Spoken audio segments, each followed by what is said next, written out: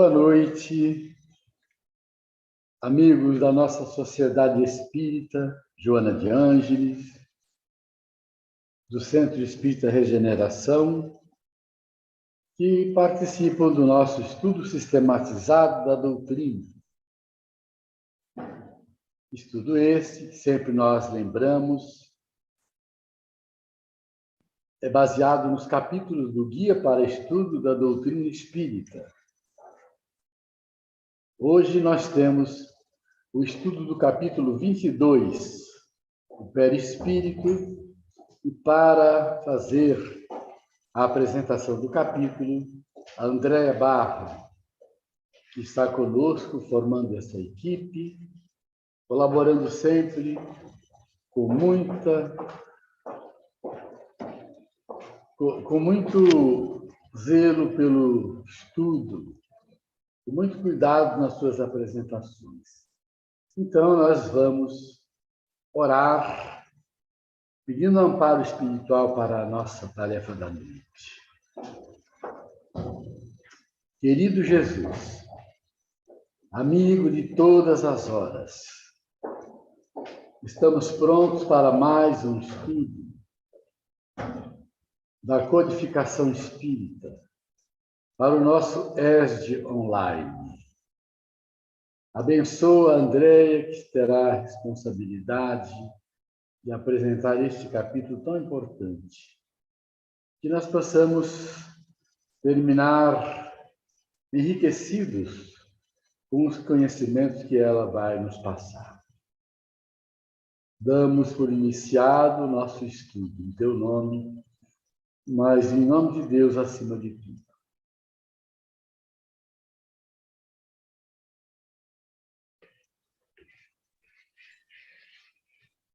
Oi, gente, boa noite. Eu vou iniciar o compartilhamento para nós iniciarmos o estudo do capítulo. Bom, então, como João havia dito, hoje é a aula 22, o tema é o perispírito.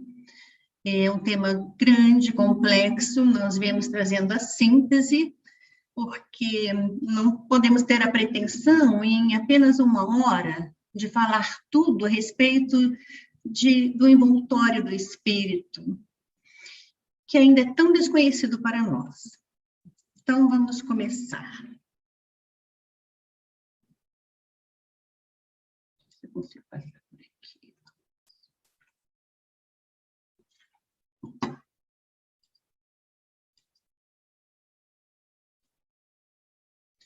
Então, nós vamos passar pelos livros do Espírito, o livro dos médiuns, a Gênese e obras póstumas.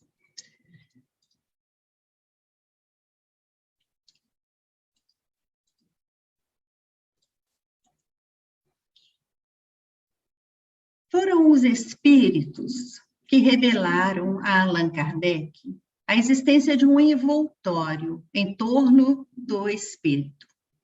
Isso porque na questão 93 de O Livro dos Espíritos, Kardec fez a seguinte pergunta.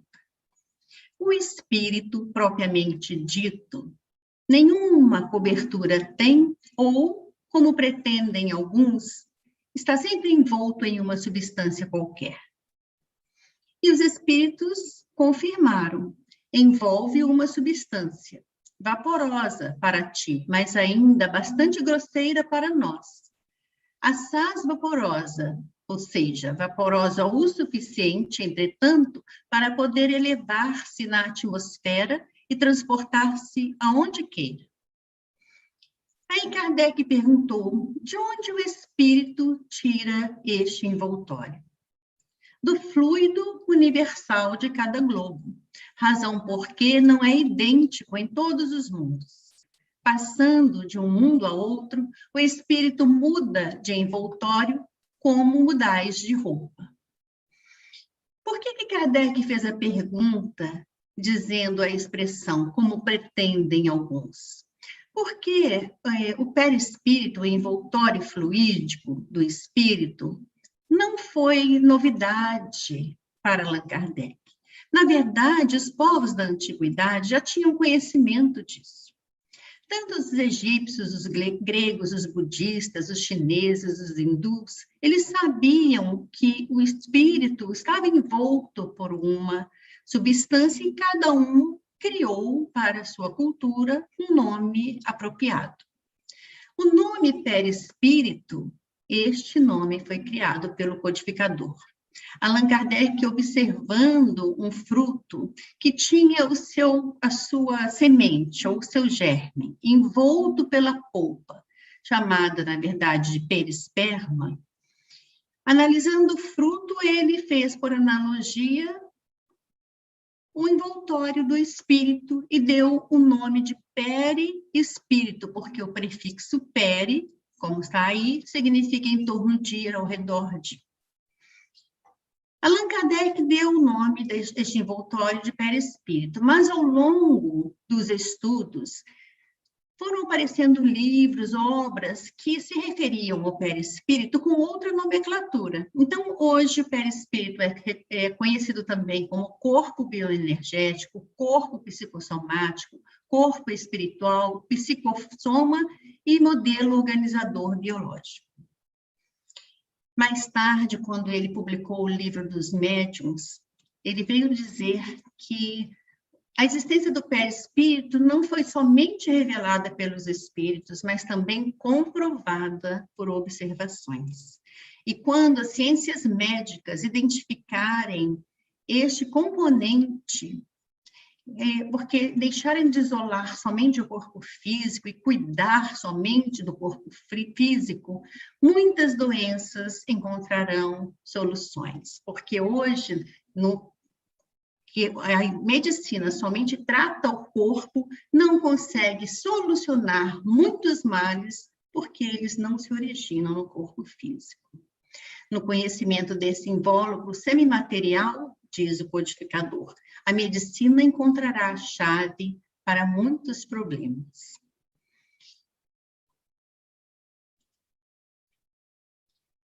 Então, pergunta Kardec nas suas considerações. Depois de morta, a alma pode manifestar-se aos vivos? Esses seres que, de certa forma, habitam entre nós, embora invisíveis, podem atestar a sua presença? E aí ele mesmo responde, por que não poderiam? A própria razão nos diz que não há nada de impossível nisso. E também vem dizendo que desde todas as épocas, em todas as eras e em todos os povos, se tem conhecimento da comunicação dos mortos com os vivos. Que a incredulidade deste fato se deve à falta de conhecimento.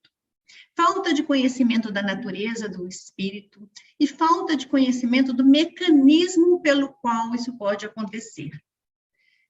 E se é falta de conhecimento que gera a dúvida, a descredulidade, então coube a doutrina dos espíritos, através do seu codificador, sanar todas as dúvidas e trazer a explicação de como se processam esses fenômenos, para que os homens, enfim, identificassem que sim, os seres inteligentes podem se comunicar e atestar a sua presença entre os homens vivos.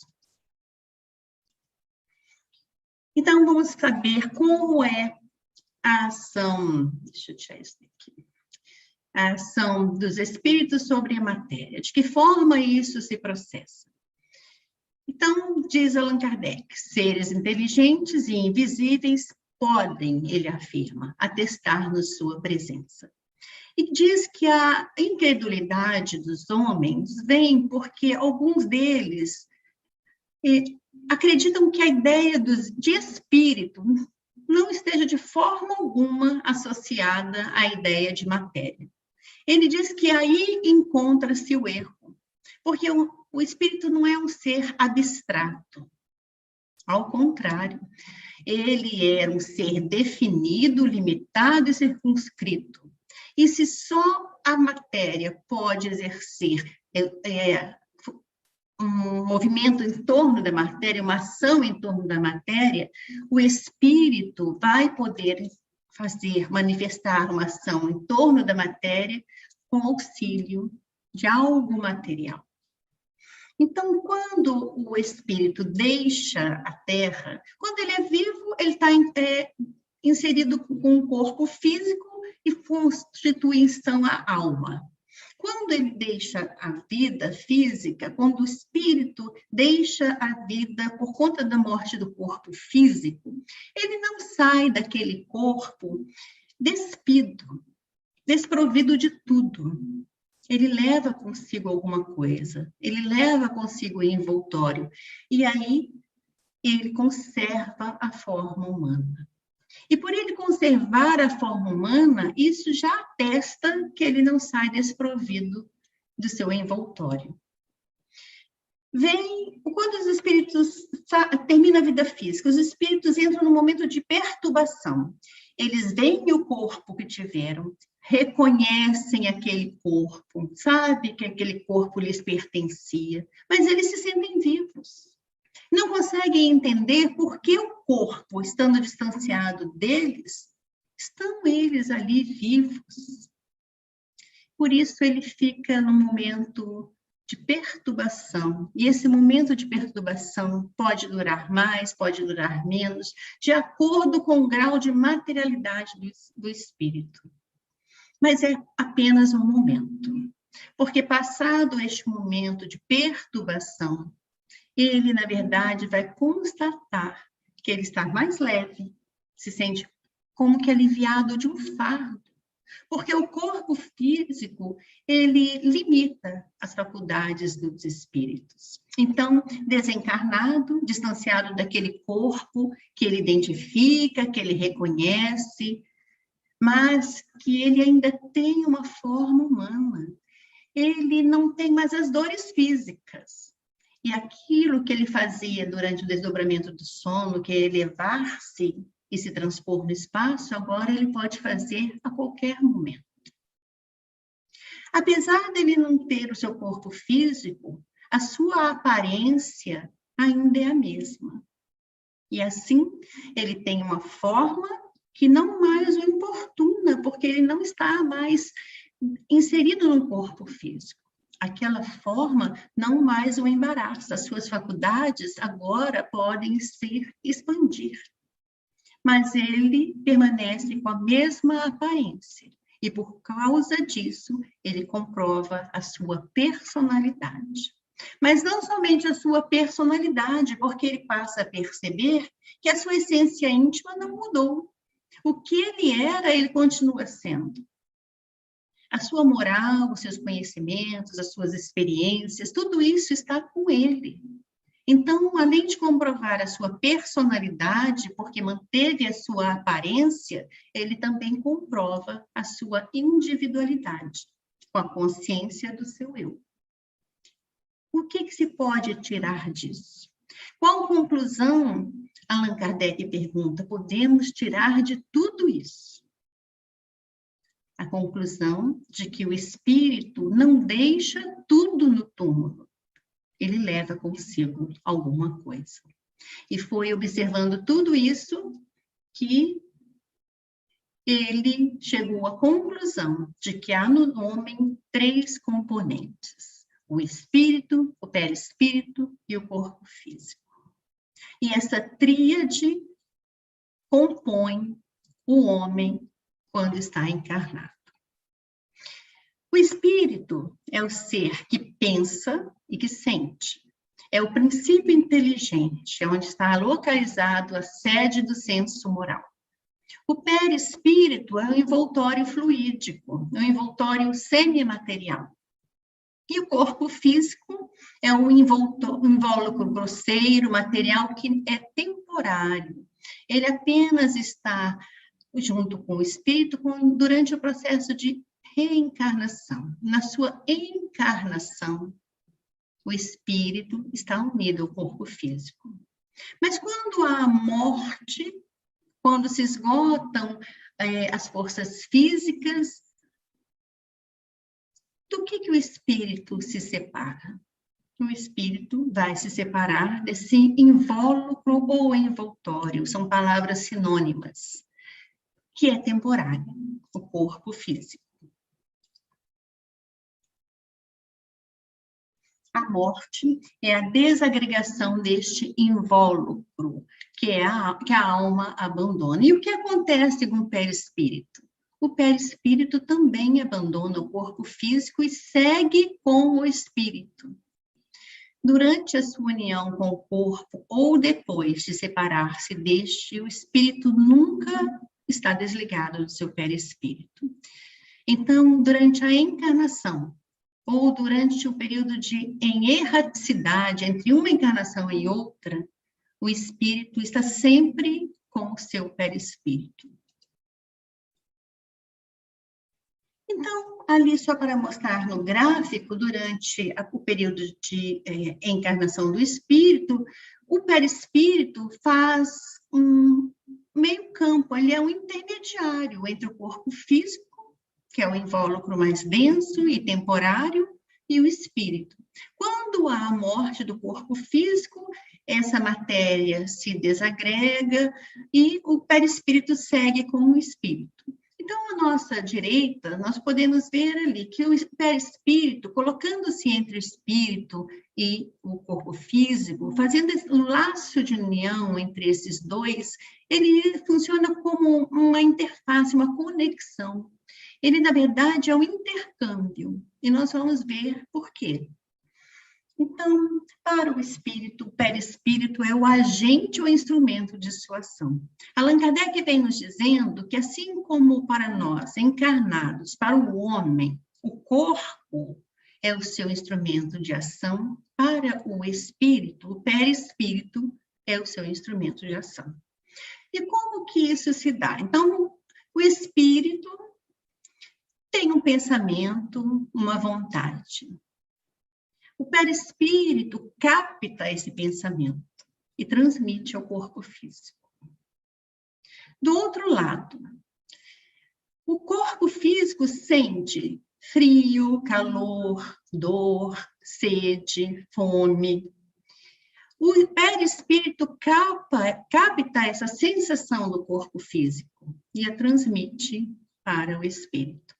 Então, é por isso que o perispírito é um intercâmbio entre o espírito e o corpo físico, num movimento contínuo de leva e traz.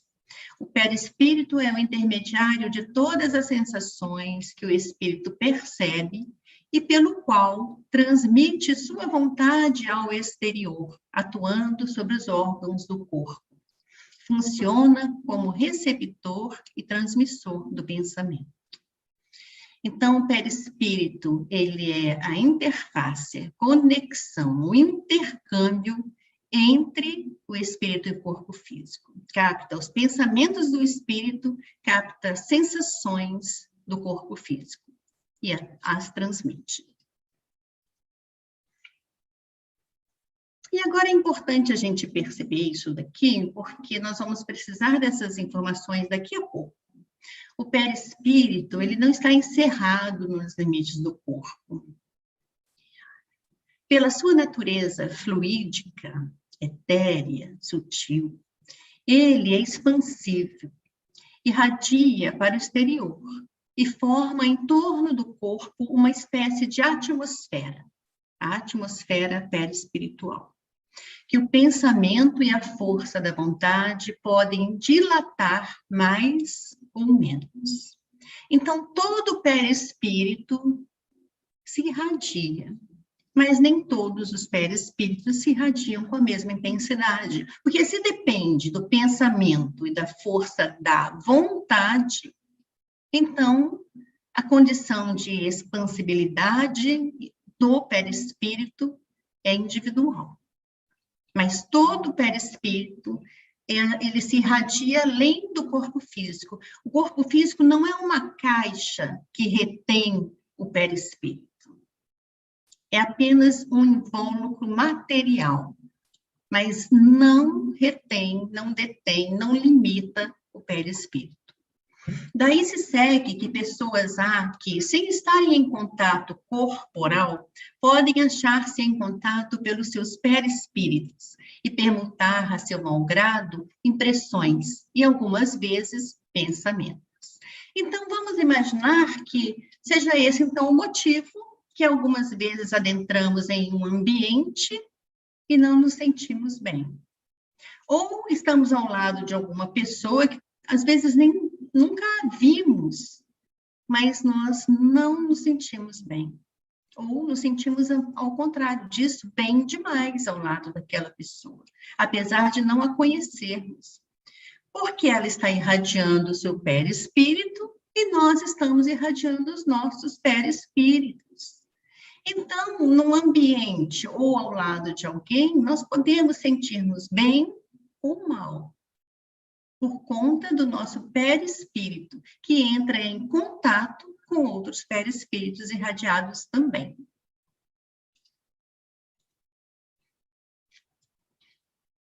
O perispírito do espírito desencarnado, há uma diferença. Quando o espírito está encarnado e quando o espírito está desencarnado, o perispírito atua de uma maneira diferente. Não que encarnado o perispírito não tenha as mesmas faculdades, tem as mesmas faculdades, mas o corpo físico, de certa forma, inibe algumas faculdades do perispírito, o que não acontece quando o espírito está desencarnado. A matéria sutil, vamos começar do lado de lá. A forma humana é a forma tipo em todos os globos, nos diz Allan Kardec. Então, independente do planeta em que nós estejamos habitando, a forma humana é a forma tipo. Isso, o codificador vem nos dizer que foi o que os espíritos lhe disseram. Essa também é a forma de todos os espíritos não encarnados que só têm o perispírito. Então, no ambiente da Terra, aqui na crosta terrestre, encarnados ou desencarnados, todos nós temos a forma humana. Embora fluídico, etéreo, vaporoso e invisível, para nós, em seu estado normal, o perispírito é matéria. A matéria sutil do perispírito não possui a tenacidade nem a rigidez da matéria compacta do corpo.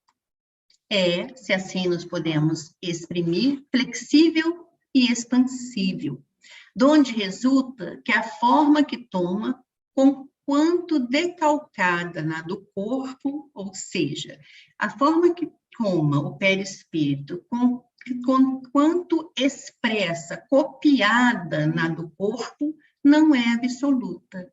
Amolga-se à vontade do espírito desencarnado.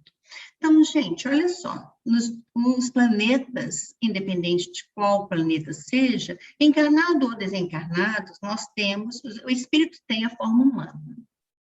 Mas quando o espírito está desencarnado, ele tem a forma humana, mas essa forma, Allan Kardec está nos dizendo, não é absoluta. O perispírito amolga-se à vontade do espírito. A mente determina o que ele deseja para o seu perispírito. Por efeito dessa propriedade, é que o espírito pode tomar a aparência exata que tinha quando vivo, até mesmo com os acidentes corporais que possam constituir sinais para o reconhecer. Então, há um caso de uma pessoa que não era espírita, mas tinha uma amiga espírita e médium. E quando teve o bebê em casa chorava, e a amiga foi visitar. E quando ela foi visitar, ela perguntou para a mãe, quem é este senhor que eu estou vendo? E o casal perguntou, mas que senhor? Olha, é um senhor de idade tal, aparência tal, e ele tem uma cicatriz, uma ferida e uma cicatriz muito forte, muito grande, do lado direito do seu rosto. O pai da criança se sensibilizou, porque era o avô, era o pai do pai. Ele se sensibilizou porque o seu pai havia ido conhecer o seu neto. Era por isso que a criança estava chorando, provavelmente percebendo aquela emanação. Mas por que que o avô demonstrou uma cicatriz, uma ferida que pudesse o identificar? Porque ele moldou no seu perispírito aquele sinal que tinha quando ele estava encarnado, a fim de que fosse identificado, a fim de que não restasse dúvidas. Então, é isso que ele está nos dizendo aqui. Mas isso vai além. Nós temos a forma humana quando encarnados ou desencarnados. Mas nós estamos lendo aqui que a mente, o espírito, pode determinar por sua própria vontade o comando ao seu perispírito. E que a forma humana não é absoluta, está dizendo aqui, não é absoluta. Livre do corpo, o perispírito se dilata ou contrai, se transforma e sofre todas as metamorfoses, de acordo com a vontade que sobre ele atua. Então, Emmanuel, por exemplo, até hoje, quando aparece como um senador. Mas ele também foi um escravo. Então, vamos pensar aqui. O espírito está sujeito ao comando o perispírito está sujeito ao comando da mente, que pode lhe alterar a forma. E aqui estamos lendo que é de acordo com a vontade que sobre ele atua. A mente que atua diretamente no perispírito é a mente do espírito que está envolto por aquela substância. Mas, abrindo um parêntese, nós vamos aproveitar o estudo de hoje apenas para comentar, porque esse estudo virá com o tempo mais profundo a esse respeito. Nós estamos lendo aqui, livre do corpo, o perispírito se dilata ou se contrai, se transforma, sofre todas as metamorfoses de acordo com a vontade que sobre ele atua. E aí nós podemos encaixar aqui neste quadrinho o caso de licantropia e de zootropia. Por que nós podemos encaixar? Porque às vezes, por conta de culpa, de remorso, dos erros do passado, há uma vontade, uma mente que subjuga a mente do espírito. E é neste momento que, através da hipnose, ele perde a forma humana, não porque ele quer, mas porque a vontade que atuou sobre a sua mente é mais forte do que a sua força. E aí ele perde a forma humana e se transforma. É a zoantropia, a licantropia. Esse estudo serão objetos futuros nossos de outros itens, outros capítulos, mas podemos aproveitar para começar a compreender o processo. Nós estamos falando aqui de espíritos desencarnados. Nós estamos falando sobre o perispírito de espírito desencarnado. Porque, com relação ao espírito encarnado, não há mudança de forma, porque o seu corpo físico oferece ao espírito uma resistência que ele não consegue vencer. Então, o espírito pode até tem que desejar mudar, mas não vai conseguir mudar. E Deus é sábio. Imagine se cada espírito encarnado pudesse mudar a sua forma física. Se hoje eu me apresento dessa forma, daqui a uma semana eu desejo mudar minha forma, aí sou mais alta, ou mais magra, ou mais gorda, mais loura. As pessoas não teriam constância em suas aparências. O corpo físico oferece ao perispírito uma resistência invencível. O espírito, mesmo com a sua vontade, não pode mudar a aparência quando está encarnado. Mas quando ele está em desdobramento, livre do seu corpo, ele pode tomar uma outra aparência. Então, não somente quando está desencarnado, mas também em desdobramento pelo sono, o perispírito pode tomar uma outra aparência.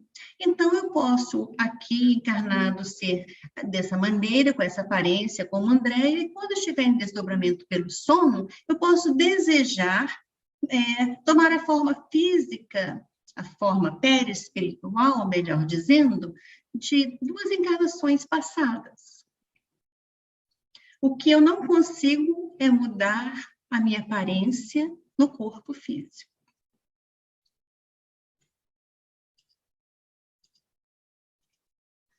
Então, vamos dar continuidade, continuando falando sobre a ação da ação dos espíritos sobre a matéria. Apenas por seus atos, o espírito pode nos revelar sua presença.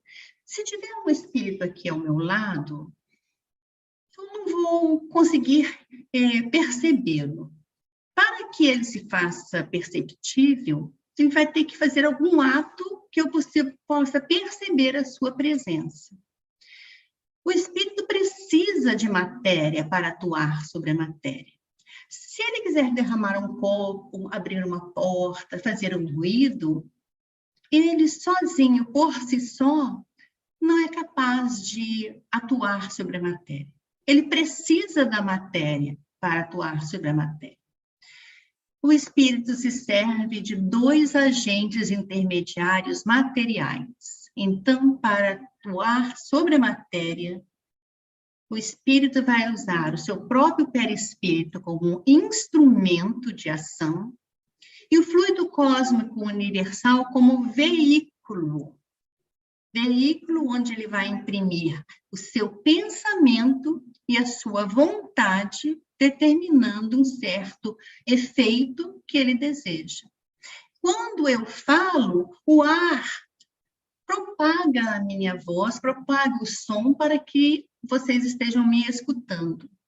Quando eu penso, o meu pensamento é propagado pelo fluido cósmico universal, segundo a minha vontade. Então, o espírito, para atuar sobre a matéria, se ele quiser derramar um copo, ele vai utilizar o seu perispírito como instrumento, assim como o homem utiliza o corpo para pegar um copo, ele vai usar o seu perispírito e vai usar o fluido cósmico universal como veículo, aonde ele vai imprimir o seu pensamento, a sua vontade, porque pensamento, vontade e fluido cósmico universal são necessários para que o perispírito possa atuar na matéria. Então, como o espírito não pode atuar na matéria, ele utiliza os 2 agentes intermediários, seu perispírito e o fluido cósmico universal.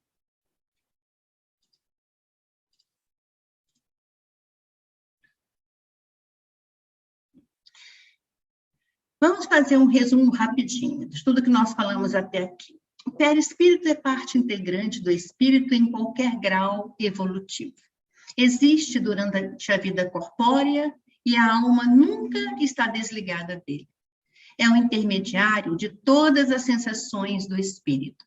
É o meio pelo qual o espírito transmite suas vontades ao exterior. Recebe e transmite o pensamento do espírito e é um instrumento de sua ação. O perispírito é expansível e se irradia, formando ao redor do corpo uma atmosfera. Embora fluídico, etéreo, vaporoso e invisível, não podemos nos esquecer. O perispírito é matéria. Se dilata ou contrai e se transforma conforme a vontade que sobre ele atua. O espírito se serve do seu perispírito do fluido cósmico universal para atuar sobre a matéria. Este é o resumo do que a gente viu até aqui. Vamos continuar, então, caminhando os nossos estudos a respeito do perispírito, falando agora sobre a formação e as propriedades do perispírito. O corpo perispirítico e o corpo carnal têm origem no mesmo elemento primitivo. Ambos são matéria. ainda que em 2 estados diferentes. Então, nós não podemos ter dúvidas com relação a isso. O perispírito, nós já afirmamos, é matéria. Só que é uma matéria quintessenciada, é uma matéria sutil, uma matéria etérea.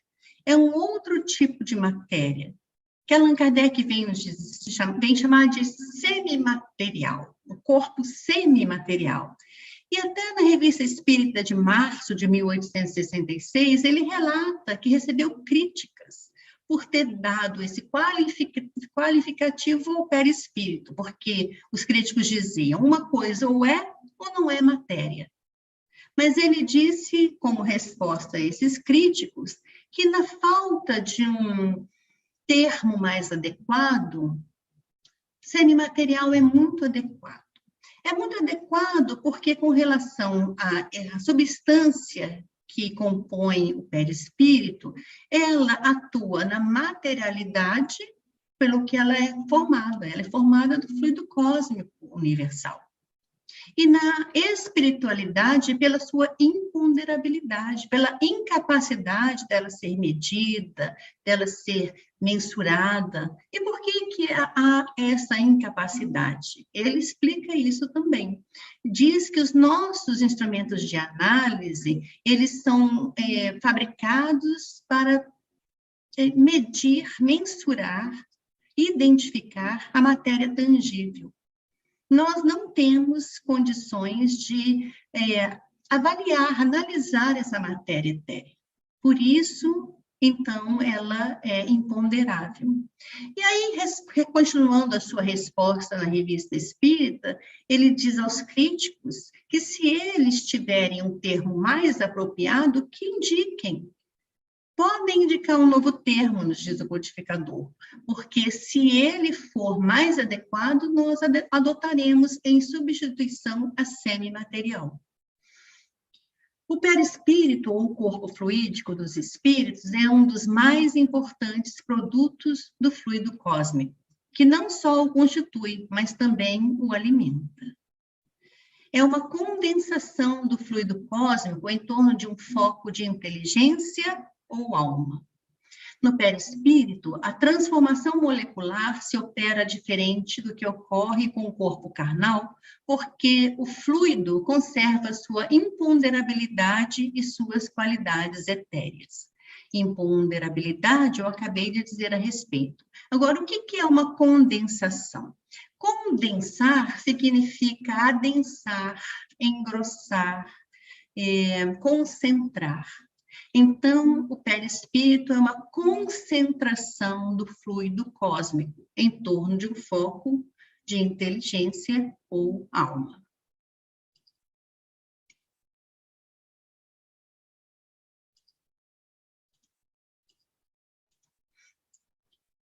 Vamos continuar, então.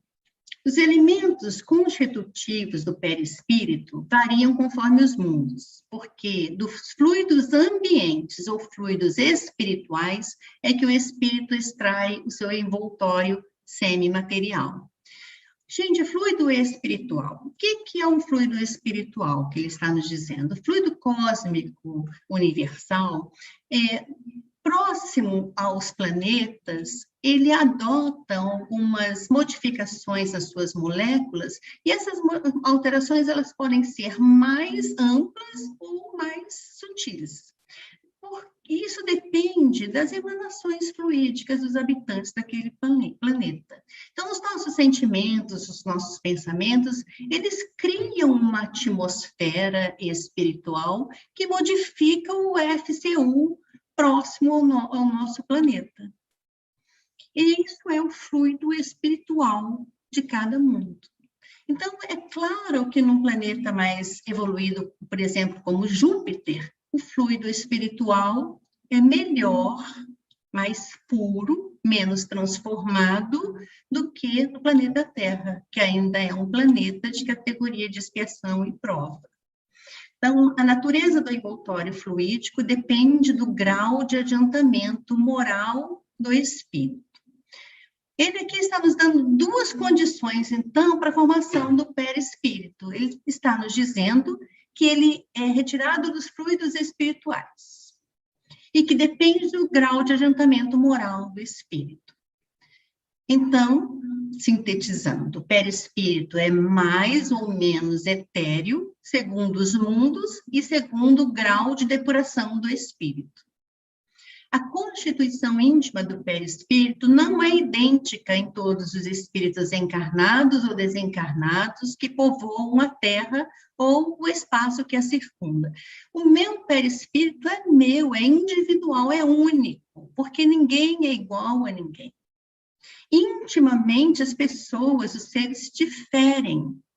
Podemos estar todos encarnados no planeta Terra, mas a nossa intimidade, a nossa essência, ela é individualizada.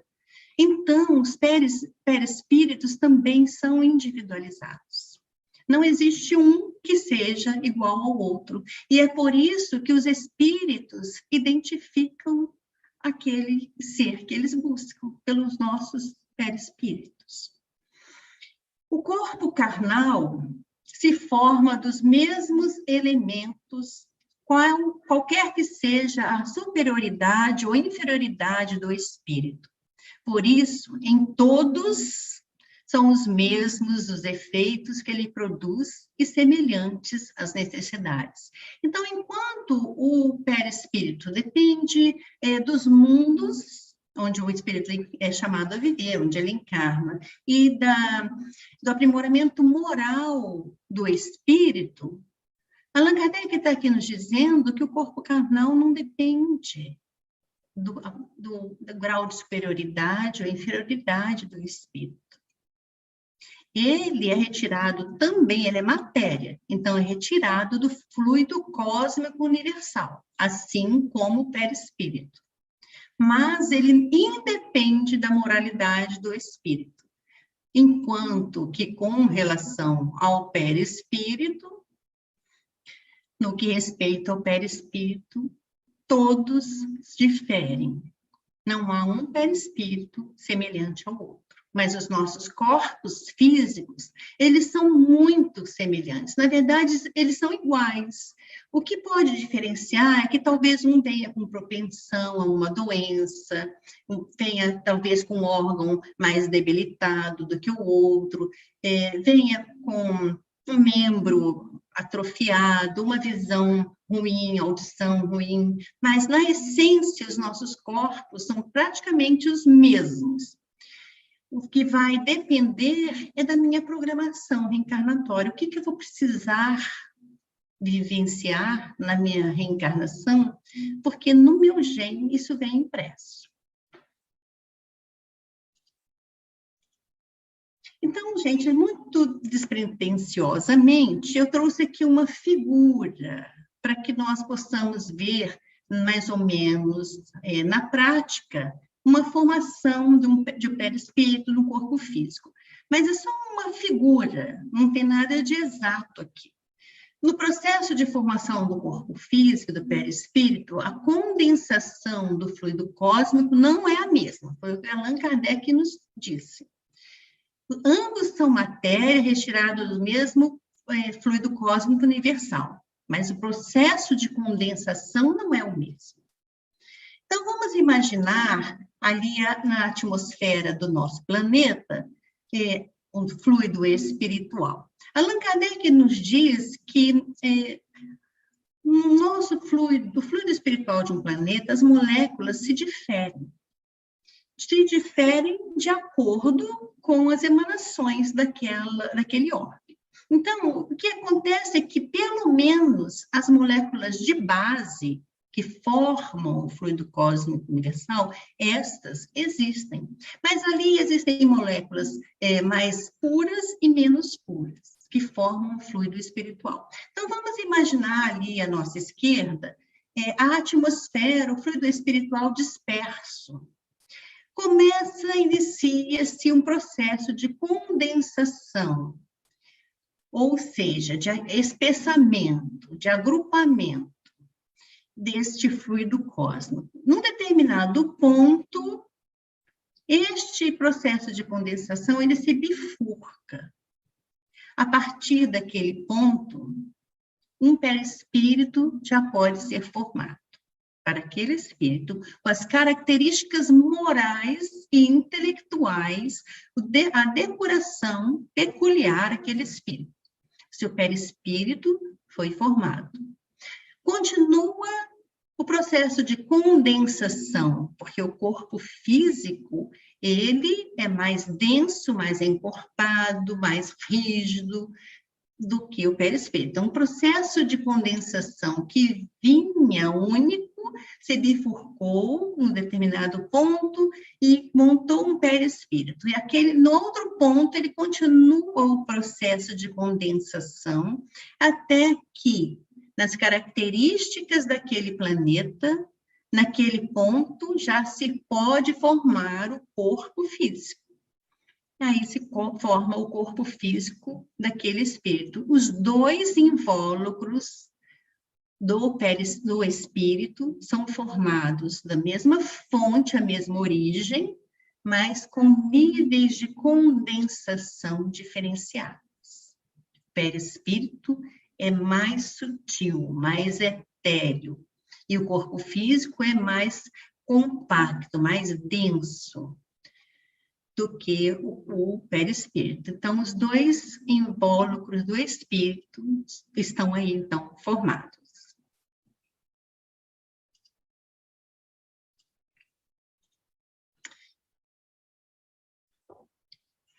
Para causar um entendimento maior, Allan Kardec fez uma comparação. Ele comparou as camadas atmosféricas da Terra com as camadas dos fluidos espirituais que envolvem o nosso planeta.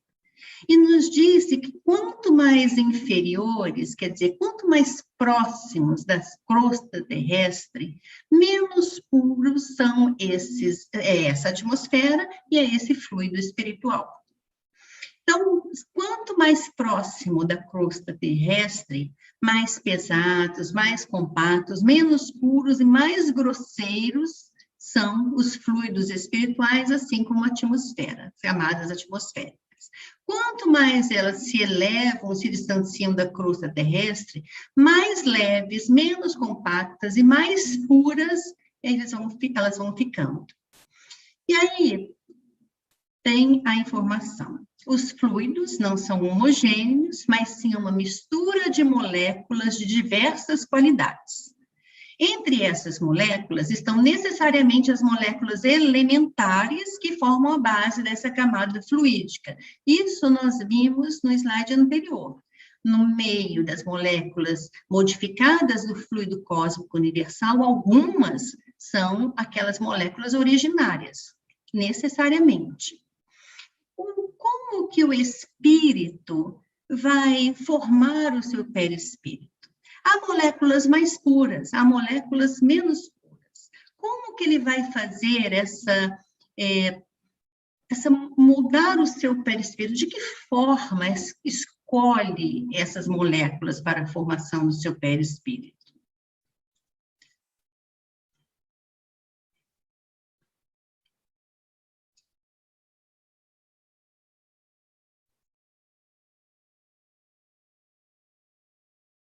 O espírito produz aí, por afinidade, o efeito de atrair a si as moléculas que a sua natureza pode assimilar. Então, não é uma escolha do espírito. É o que ele é. Ele vai atrair as moléculas do fluido espiritual disperso na atmosfera terrestre de acordo com o seu grau de depuração. É assim que se monta, que se forma, melhor dizendo, o seu perispírito. Não é uma escolha. O espírito não tem o direito de escolher, mas pelas leis divinas, essas moléculas vão ser atraídas no processo de condensação do fluido espiritual, a ponto de formarem o perispírito, que vai emoldurar aquele espírito. Então, vamos fazer mais uma tentativa de figurar tudo isso. A Terra está ali, e em volta dela o seu fluido espiritual. Allan Kardec está nos dizendo que as moléculas não são iguais, que há as mais puras, as menos puras. E algumas entre elas são elementares, são aquelas do fluido cósmico original que não foram modificadas, que são necessariamente têm que estar presentes naquele fluido. Vamos imaginar que entre A e E, A seja a molécula mais pura e E seja mais impura. Nós já sabemos, vamos lembrar aqui, nós já sabemos que o corpo carnal se forma dos mesmos elementos e não depende da condição de depuração do espírito. Na Terra, nós temos um planeta de expiação e provas. Nos diz lá na questão número 100 do Livro dos Espíritos, que neste planeta habitam espíritos rebeldes às leis de Deus. Existem classes dentro destes espíritos imperfeitos que habitam um planeta de categoria como o nosso. E a classe mais inferior é um espírito impuro. E aí nós pegamos 3 classes médias: espírito impuro, espírito pseudo-sábio e espírito neutro. Aqui não há espírito bom nem espírito puro. Então, sendo impuro, pseudo-sábio ou neutro, o corpo físico é igual. As moléculas que formam os nossos corpos físicos são as mesmas. Então, estão ali formadas as moléculas do nosso corpo físico. Conforme seja mais ou menos depurado o espírito, seu perispírito se formará das partes mais puras ou das mais grosseiras do fluido peculiar ao mundo onde ele encarna, o fluido espiritual. O espírito produz nesse meio, por afinidade, o efeito de atrair a si as moléculas que a sua natureza pode assimilar. Tudo isso nós já sabemos. Então, vamos montar agora os perispíritos. Do espírito impuro, ele vai se formar das moléculas mais densas, mais impuras. O espírito pseudo-sábio vai se formar, vai atrair para si moléculas intermediárias, mais sutis do que o espírito impuro, mas ainda também não tão boas assim. E o espírito neutro vai ter o seu perispírito mais sutil do que o espírito pseudo-sábio e muito mais sutil do que o espírito impuro. Os corpos físicos são idênticos. O envoltório perispirítico de um espírito se modifica com o progresso moral que este realiza em cada encarnação, embora ele reencarne no mesmo meio. Então, quando o espírito está aqui, tem um perispírito. Ele vai evoluindo durante a sua vida material. E quando desencarna, ele evolui também na vida espiritual. Quando ele volta para se encarnar na Terra, ele vai formar um novo perispírito dentro daquele fluido espiritual da Terra, mas se ele está melhorado, se ele melhorou a sua condição, ele subiu na sua hierarquia espiritual, as moléculas agora serão diferentes da que ele tinha na sua última encarnação. Então, não são todas as nossas vidas na Terra que nós temos o mesmo perispírito. Nosso perispírito vai se sutilizando, mesmo morando, habitando o mesmo orbe, de acordo com o nosso progresso espiritual. Espíritos superiores, quando encarnam em missão no mundo inferior, têm o perispírito menos grosseiro do que qualquer espírito vinculado àquele mundo. Então, vamos falar de como seria um corpo físico de um espírito puro, igual ao nosso. Não muda, porque não se baseia no grau de depuração do espírito. Mas o perispírito de um espírito puro que viesse habitar em missão na Terra seria formado das moléculas mais puras do nosso fluido espiritual. E aí, esse foi o caso de Jesus.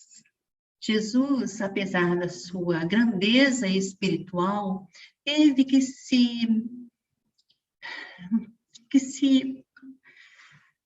submeter a um corpo físico denso como o nosso. E o seu perispírito foi formado das moléculas mais puras, de um fluido espiritual, de um planeta de categoria de expiação e provas.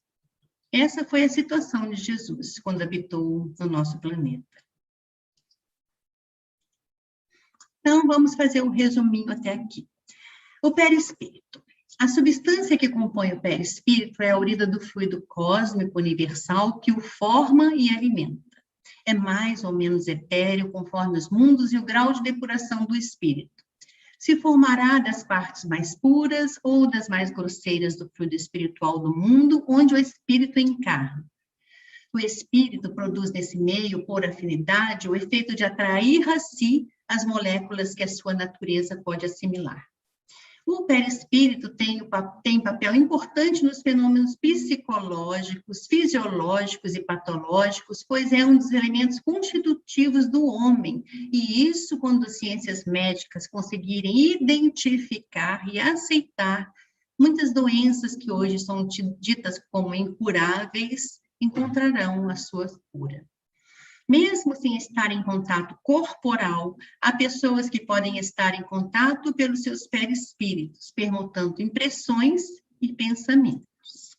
Foi isso que nós falamos, então, agora nessa segunda parte do nosso estudo, e nós já vamos encaminhando para a terceira e última parte do nosso estudo. O perispírito como princípio das manifestações. Então, nós falamos que o espírito não pode atuar sobre a matéria, mas ele utiliza como recursos o seu perispírito como um instrumento e o fluido cósmico universal como um veículo, onde ele imprime seu pensamento e sua vontade. Por meio do perispírito é que os espíritos atuam sobre a matéria inerte e produzem os diversos fenômenos mediúnicos. Ruídos, movimentação de objetos, transmissão de pensamentos, escrita, música, comunicação verbal, audição, visão, tato, desenho. Os fenômenos mediúnicos, as manifestações dos espíritos, elas podem ser espontâneas ou podem ser provocadas. E isso também não é novidade, porque essas manifestações são provocadas já há muitos e muitos séculos por povos da antiguidade. Eles evocavam os espíritos, mas eles não sabiam como esse mecanismo se efetua. E nos diz Allan Kardec que coube a doutrina espírita sobre a determinação de Deus, sobre a providência divina, que fosse aqui viesse trazer explicações, a clareza de todos esses fenômenos. Então, embora o homem, desde tempos muito remotos, provocassem as manifestações espirituais, ele não entendia como elas se processavam. Espontânea é quando o próprio espírito se manifesta por vontade própria.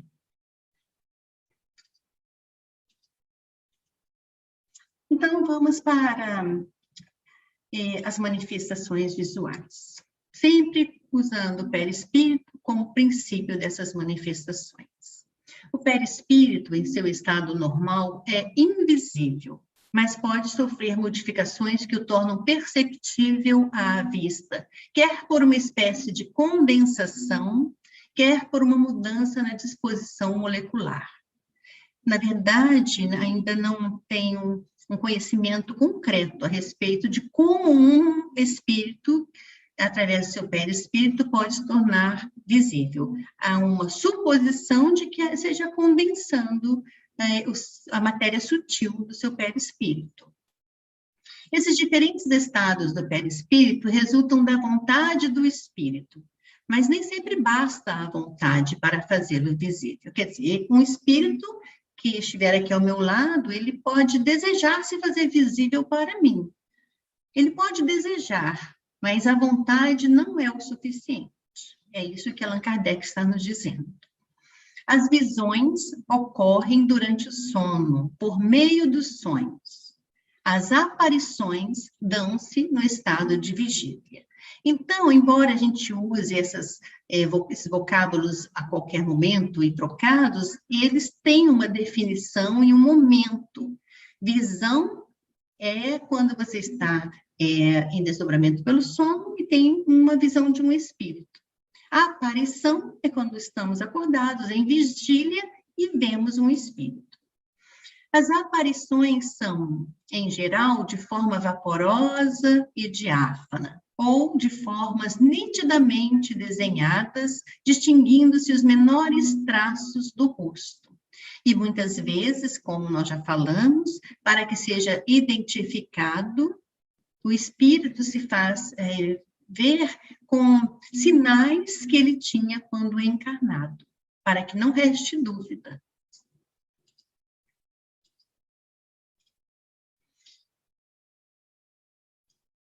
E a tangibilidade.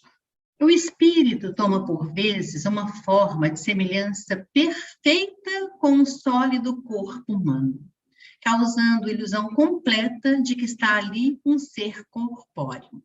Então, o espírito é intangível. Nós não podemos tocá-lo, mas ele pode, por um fenômeno, utilizando o seu perispírito, tomar uma forma tão densa que pode ser que eu até o confunda com uma pessoa viva. A tangibilidade pode tornar-se real a ponto de deixar-se tocar, apalpar a aparição, senti-la resistente e com um calor como de um corpo vivo. Pode ocorrer que o espírito se torne visível ou mesmo tangível somente para uma ou algumas pessoas, entre muitas reunidas. Por que isso ocorre? Então, por que lá atrás nós dissemos que o espírito pode querer tornar-se visível, mas não basta a vontade? Por que num grupo de 5, 6 pessoas, às vezes, somente uma ou 2 ou 4 veem o espírito e não todas podem vê-lo? Se aparecer um espírito aqui, se ele se tornar visível, é muito provável que eu não vá vê-lo. Para que o fenômeno se produza, é preciso que haja uma combinação do fluido perispiritual do espírito com o do encarnado. Essa combinação só ocorre quando há entre esses fluidos uma espécie de afinidade. Se o espírito não encontra a necessária aptidão orgânica, o fenômeno não pode reproduzir-se. A aptidão orgânica, gente, o que nós estamos dizendo? É um médium. Um médium que tem condições de expelir mais fluidos. É um médium que pode expandir mais o seu perispírito. Então, provavelmente, se ele desejar fazer-se visível para mim, eu não vou conseguir vê-lo.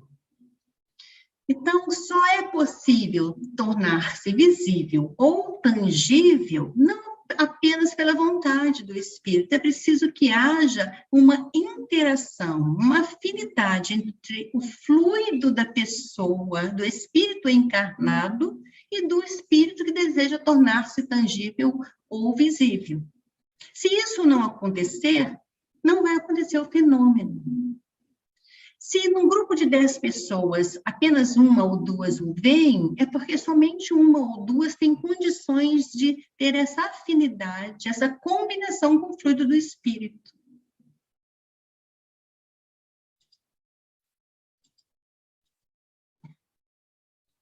Vamos, então, falar sobre a transfiguração, sobre a invisibilidade. O perispírito das pessoas vivas gozam das mesmas propriedades, já estou passando do meu tempo, que é dos espíritos. Gente, é importante a gente afirmar isso. O perispírito das pessoas vivas gozam das mesmas propriedades que a dos espíritos.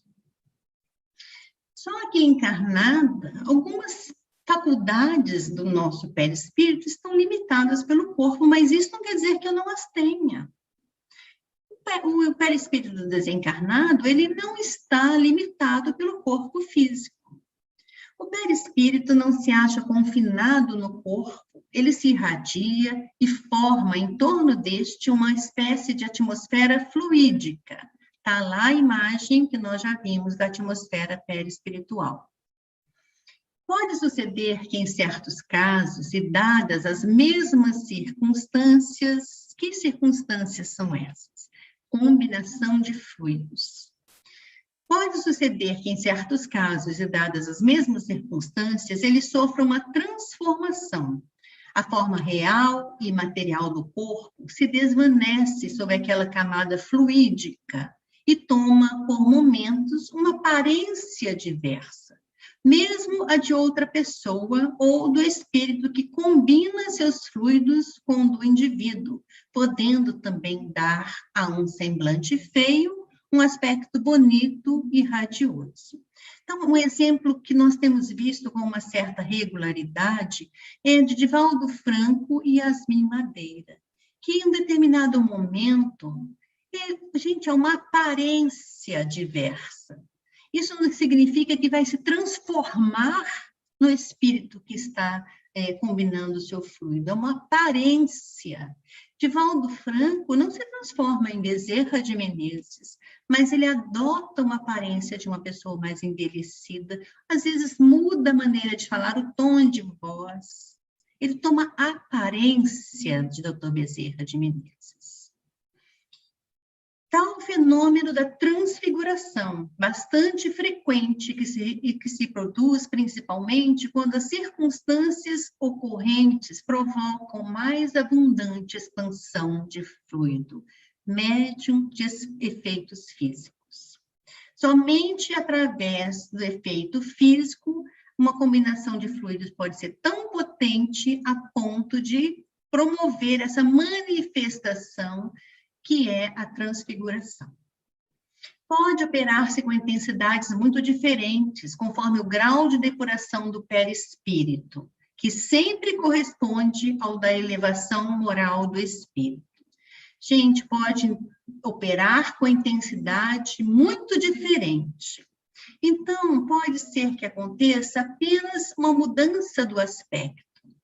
Pode ser que o fluido, ele deixe o corpo menos visível, por isso a invisibilidade. Pode ser que aquele fluido tome frente do corpo, do espírito encarnado, como se fosse uma neblina, e aí nós tivéssemos dificuldade em ver aquele corpo, como uma neblina. A transfiguração não é uma mudança completa, ela tem diferentes intensidades, como está dizendo aqui. E aí, nós vamos nos lembrar, porque diz que pode também, porque depende do grau de purificação do perispírito, da mais linda transfiguração que nós temos notícia, a de Jesus no Monte Tabor. Pode a transfiguração conceder ao perispírito um semblante luminoso e esplêndido. Esta transfiguração concedeu a Jesus, encarnado no nosso mundo, com o nosso corpo físico tão denso, com um perispírito formado das moléculas mais nobres do nosso fluido espiritual, mas ainda assim tão impuras. Mas ali, o seu espírito, através do seu perispírito puro, tomou um semblante luminoso e esplêndido. E só vamos citar algumas das propriedades do perispírito, umas nós já falamos, né? Então, a expansibilidade e a irradiação é a característica que permite ao perispírito sua expansão e exteriorização nos fenômenos anímicos, nas doações fluídicas e nos processos mediúnicos. Acabamos de falar sobre isso. A tangibilidade, possibilidade de tornar-se tangível no todo ou em parte, a impressão que causam aos sentidos pela aparência, pela temperatura ou pela resistência e desaparecimentos súbitos provam que são de uma matéria sutil que pode passar do estado sólido ao fluídico e vice-versa. A plasticidade, a capacidade que o espírito tem de produzir alterações morfológicas no seu perispírito. É mais amplo nos espíritos superiores. E por que eu coloquei aqui? Então, nós podemos, como eu já falei, a licantropia, a zoantropia, mas por que eu coloquei a imagem desses espíritos?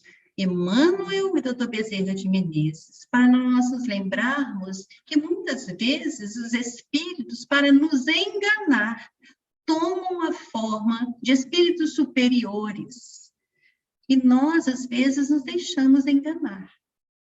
Às vezes, assumimos orientações de espíritos com formas de espíritos superiores, mas que, na verdade, não são.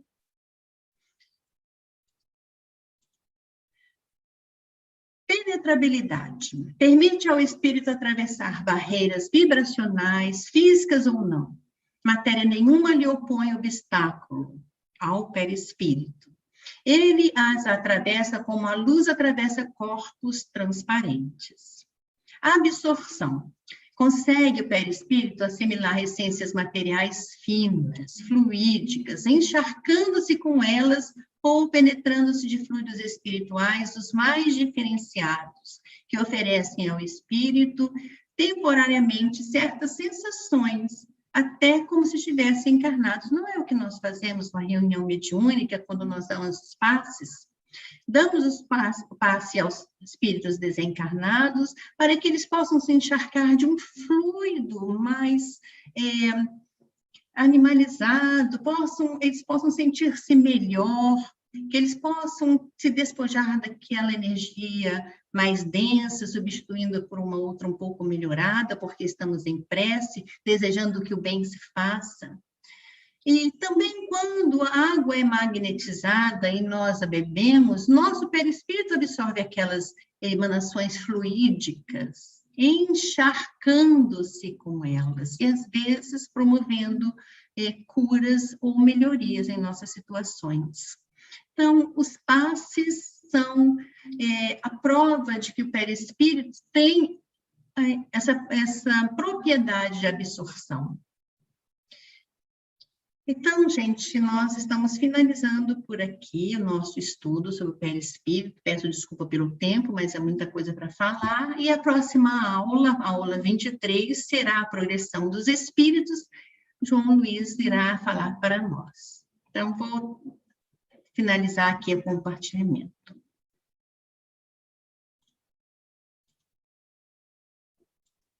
Queremos parabenizar a Andréia pelo excelente estudo e temos 18 minutos para perguntas. Vamos ver quais as perguntas que nós temos.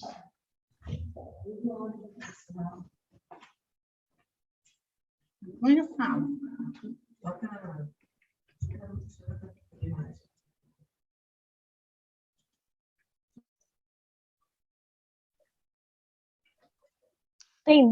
Boa noite. Tem duas perguntas no chat para a Andréia.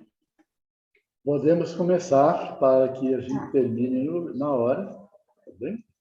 Qual a primeira pergunta? Então, a primeira pergunta é a do Irari. Ele pergunta o seguinte: após a morte, o espírito sempre vê o seu corpo físico?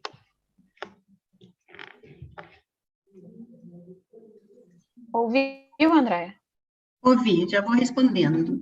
Irari, vê.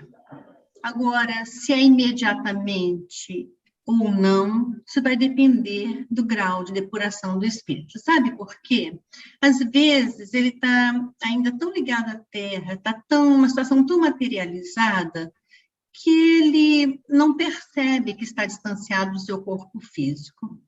Ele acha que está vivo. E isso não é tão incomum como a gente pensa, não. Isso é muito mais comum do que nós podemos acreditar, porque aqui mesmo no nosso meio, aqui mesmo, na nossa casa aqui, Quantos espíritos estão aqui neste momento? Quantos deles se acham ainda vivos? Quantos estão nos hospitais lá, já destituídos do corpo físico, pedindo socorro, pedindo ajuda, falando que os médicos não lhes dão mais assistência? O espírito vê, mas é preciso que ele acredite, é preciso também que ele queira, entendeu? É preciso que ele tenha condições, porque senão ele vai acreditar-se vivo. E isso não é tão incomum quanto a gente pensa. Mas nós aqui, vamos falar de nós somos espíritas cientes de que a vida é perene. O que morre é o corpo físico. Nós vamos ver os nossos corpos, nós estamos nos preparando para isso. Para olhar o corpo, não vamos dizer que nós não passaremos pelo período de perturbação. Nós somos espíritos imperfeitos, podemos passar. Mas o nosso período de perturbação, cabe a nós reduzi-lo, porque nós já sabemos que a nossa vida permanece. Então, vou estar lá morta, vou olhar para o meu corpo físico e vou me sentir viva e vou saber por que eu estou viva. Dr. Bezerra de Menezes, ele ficou 3 meses preso à cama. Depois que ele morreu, Celina falou assim: Dr. Bezerra de Menezes pode abrir os olhos. Já fez a transição. Ele abriu os olhos, estava pronto. Então, nós estamos nos preparando no dia a dia para vermos imediatamente nossos corpos e dizer assim: foi útil, mas já não me pertence. Não mais me aprisiona, não mais limita as minhas faculdades, eu agora estou leve, posso me elevar e me transpor no espaço. Continuo com a mesma aparência, comprovo a minha personalidade, tenho minha essência íntima, comprovo a minha identidade, individualidade e seguir adiante. É para isso que nós estamos estudando a doutrina espírita.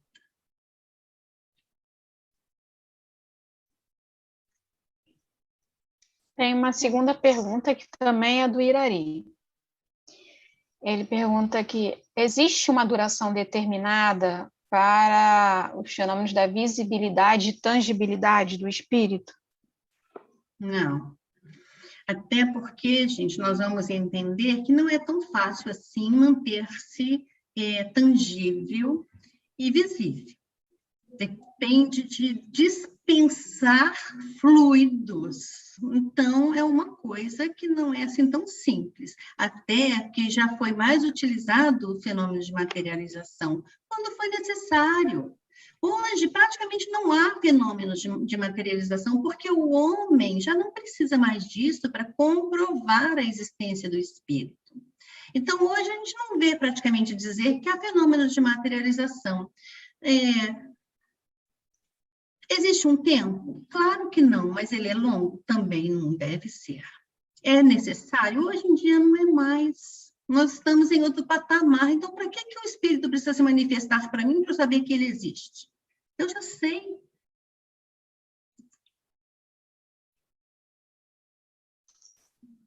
No chat, as perguntas já terminaram, gente. O áudio de vocês está aberto, se vocês quiserem fazer alguma pergunta. Sim, é só levantar a mão. Nós temos só 12 minutos. Tá. O Ronaldo levantou a mão. Pode tirar o mute do seu microfone, Ronaldo. No filme de Evaldo, acontece um caso quando ele está no quarto e Chico, escrevendo a carta para o Chico, e aparece, né, Chico lá na porta, né? Quer dizer, dá aquela impressão de que, não sei se foi a impressão minha, ou de que ele se materializou ali, ou se ele se transportou. Isso é muito comum? Você está dizendo que quando o Divaldo estava escrevendo uma carta, Chico apareceu, foi isso que você está dizendo? Isso, Chico estava lá na porta no filme. Gente, bom, eu vou entender que Chico já havia morrido, né? É isso, Não, né? Coisa não, recente. Não, foi recente, foi quando ele ia se encontrar com o Chico. Aí ele escreveu uma Chico estava carta. vivo. Estava vivo, é. E Então, há Chico um teve aquela fenômeno. percepção, ele teve aquela percepção, e aí ele apareceu lá, né? Isso está bem nítido no filme, mas eu acho que passou por muita gente despercebido. Eu não vi. Mas existe um fenômeno que chama bicorporidade, e isso a gente vê, mas, sabe, Eurípides Barçanufo fazia isso. Então, o Chico era um médium de todas as habilidades, todas as faculdades mediúnicas. Isso é possível? É. Para Chico é possível. Agora, para a maioria das pessoas, não. Todos os fenômenos mediúnicos, gente, na verdade, todas as manifestações espirituais, melhor dizendo, elas vão ser mais intensas e mais claras, mais nítidas, dependendo do grau de depuração do espírito, porque ele tem mais poder, ele domina melhor a matéria. Para a manifestação espiritual, não precisa de ação sobre a matéria. Quem que domina mais a matéria? Eu ou Chico Xavier? Chico Xavier. Então, quanto mais elevado é o espírito, mais as suas manifestações são variadas e intensas. Então, para Chico, Ronaldo, isso não era muito difícil. Mas é fácil para todos os espíritos? Não, não é fácil para todos os espíritos. Mas era fácil para Eurípides Barçanufo. Ele fazia isso, todo mundo sabe dessas questões. Sem perguntas. Temos 6 minutos, né, para encerrar. Pronto. Então, pessoal, muito obrigado por estarem conosco nos nossos estudos. E o tema foi muito bem colocado, não faltou nada. De modo que deu para aprender muito. Eu aprendi muito.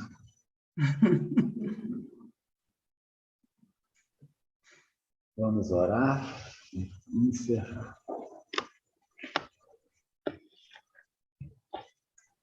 Jesus, muito obrigado por mais um estudo, por esse enriquecimento enorme que todos nós alcançamos nesta noite. Possamos levar conosco como patrimônio espiritual tudo que aqui foi exposto hoje, de uma forma tão bem encadeada e tão fácil de ser compreendida. Que nós possamos encerrar a tarefa da noite com gratidão a Ti, Senhor, e ao Pai Celestial, que nos dá oportunidades de reencarnações tão ricas, tão proveitosas neste momento, no nosso planeta Terra. Fica em nossos corações hoje, sempre, que assim seja.